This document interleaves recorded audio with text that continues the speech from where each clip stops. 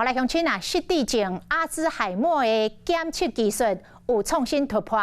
中兴大学甲台中营总的研究团队用3年的时间，开发出一种纳米电子元件，只要2分钟就会当检测到失智症。 甲血清样品放入去检测器内底，敢若用2分钟就当随检测敢有豆糖失智症。中兴大学和台中营总研究团队用3年时间共同研发，开发出一款有内皮结构的电子元件，2分钟内就当快速检测血内底脑神经损害分子，量出来电信号和健康对照组比，就当快速分辨患者无共款的病情，亲像主观认知变歹、轻度认知损害，或者是因为老人失智症所引起的失智症候。其实也是一直在想说，能够推展到。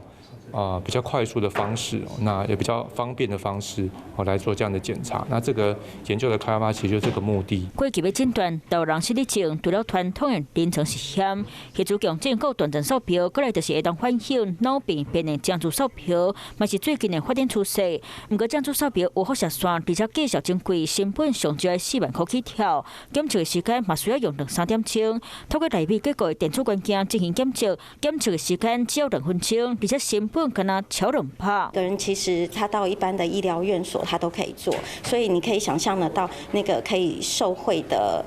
检查的民众的量就会不一样。这个研究成果伫咧11月有发表伫咧国际期刊《高龄化社会内失智人口慢慢变多》，透过现代和中研团队开发的代表电子元件，2分钟就当检测失智，对医疗的发展冒更加进一步的推测。 Hello， 大家好，我是林文。想要抢先掌握最及时的新闻资讯吗？赶快订阅、按赞、开启小铃铛，锁定华视新闻的 YouTube 频道。